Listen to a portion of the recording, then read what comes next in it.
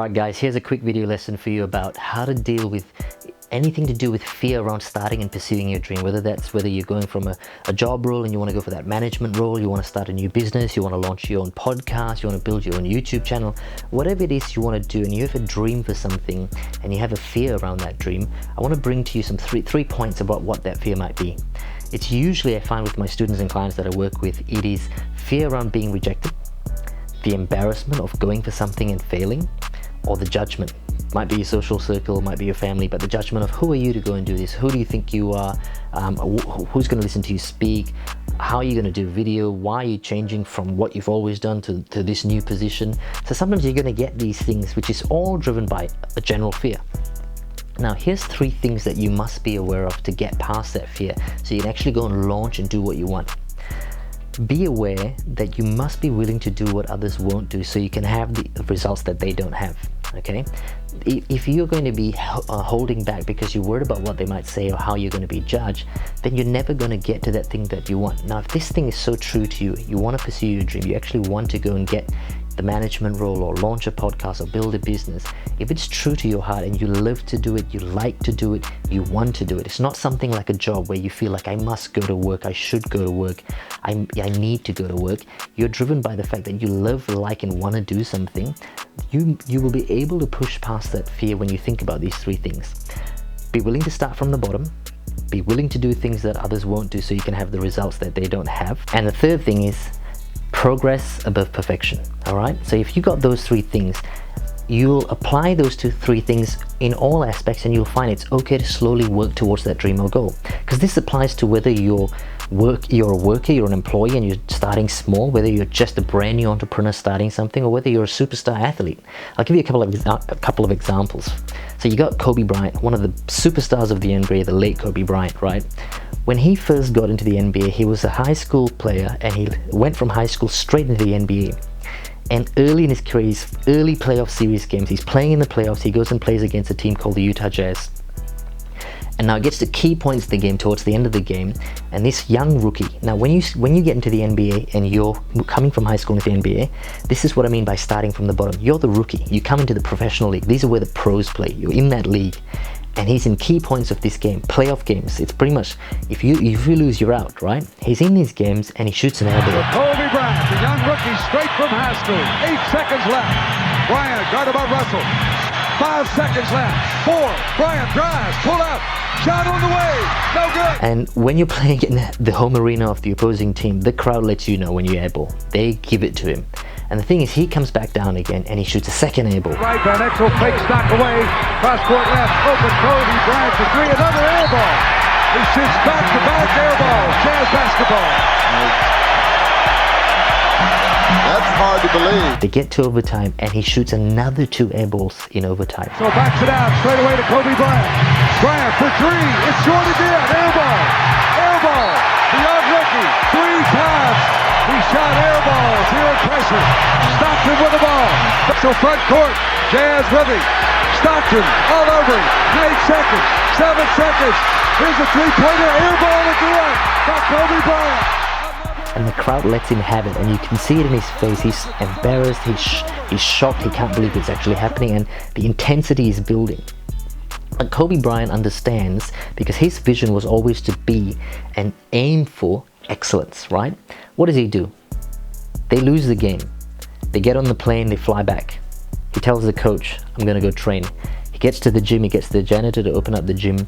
He goes into the gym and he starts shooting shots. And he shoots all these shots until the sun comes up. I didn't have an off season. I went straight to Palisades High that night. As soon as we landed, I went straight to the gym and the janitor, he opened up the gym for me, and I was there till the sun came up. I was back there again the next day, and then the next day after that, the next day after that. So it was... Remember, progress above perfection. You don't go into something thinking, oh, I need to be perfect, I need to see everything happening, it's all going to be this easy path. It's never going to be an easy path. You look at all the little mini steps of what you need to do to get there, okay? So he shoots all these shots until the sun comes up, because again, he's doing what? He's doing things that others are not willing to do so he can have the results that others don't have. And I mean, this is a young kid, his mentality is so strong. And it brings me to another quote actually by Usain Bolt. Usain Bolt said this: The difference between the impossible and the possible lies in the determination. And that's, if you think about Kobe, you know, you go through a phase where the entire arena is letting you know that you're shooting these shots and they're not even touching the ring, and you're that young, and he has a determination of what he wants, who he wants to be like. This guy modeled his game right after Michael Jordan. And if you look in the NBA now, almost everyone says there's Michael Jordan and then there's Kobe. It's pretty much 1A and 1B. He's the closest thing to the superstar Michael Jordan, the greatest player in the game. And even Usain Bolt, if you think about him, and you think about that quote that I mentioned, the difference between the impossible and the possible lies in the determination. Here's a guy, if he was, for example, when he decided to start taking the sprinting and the 100-meter and the races to be a full-time thing and actually go for the gold medals and the world records, he talks about it. He was about 15 and the World Juniors, and he says he felt the crowd really supporting him and he felt like, this is what I want to do. At what age did you start dreaming about being an Olympic champion? After the World Juniors, really. I was 15. I ran in front of my home crowd, and the energy and the love that I got let me want to do more for my country, let me want to do more in track and field. And I was like, yeah, you know what, I want to be an Olympic champion.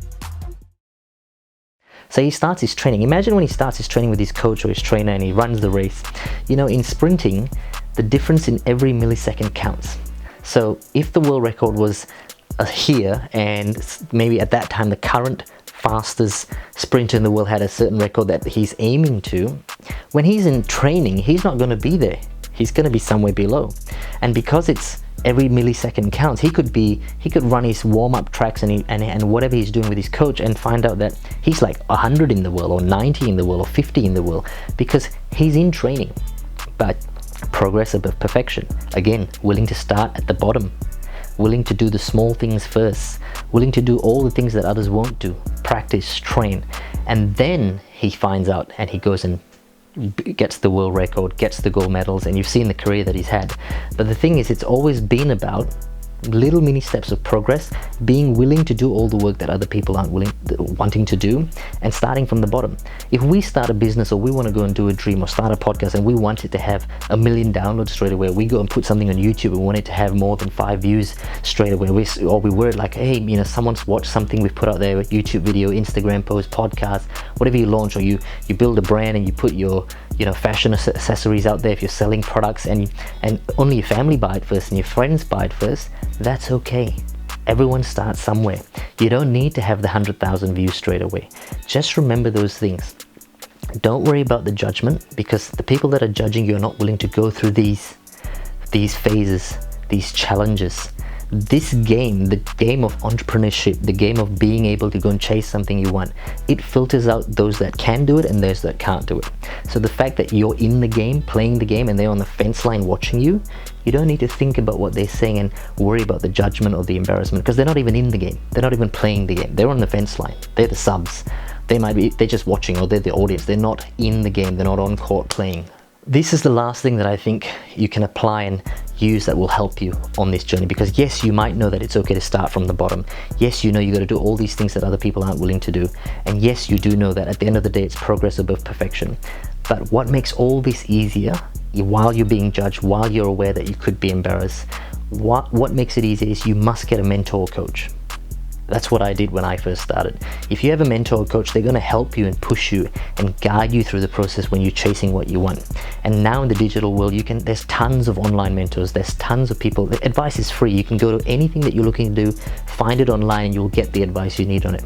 This is another 2 things that you can do. You can go and find those that are on the same path as you. So let's say you're starting a podcast, or you're starting a YouTube channel, or you're starting a business, whatever that specific business is. Go find people that are also doing the same thing, someone that's also starting a podcast. Because if you're both on the same path, looking to go and build something and follow your dreams, you'll vibe together and you'll be able to work together and push each other to getting what you want, rather than hanging out with the people that aren't going to help you, that aren't talking well, that aren't pushing you to go and chase what you want. And if you can't find someone that's doing that is also going to be doing what you want to do, as in building the podcast, if that's what it is, then find someone that's already done a podcast, that is successful at a podcast, and go and see what they did, follow the steps, and model every single thing. If you can do that, get a mentor. If you can't do that, find someone that's on the same path as you, or find someone that's already done what it is that you're looking to do. Go find their YouTube videos, go look at their Instagram, go search the internet, find out what are the steps, how long it took them, what did they do first, and model everything. You will be able to get what you need. So that's my quick lesson for the day, and I'll see you guys on the next lesson. You know, I really thought that was a defining moment in his career. You know why? If somebody would have shot an air ball on our team and had shot a second one, they were going to shoot a third one. He was fearless. I think that's one of the things that spurred him to greatness. He wasn't going to allow himself to fail. For three, it's short again. Air ball. Air ball. Beyond rookie. 3 times. He shot air ball. Zero pressure. Stops him with the ball. So front court. J.R. Butler.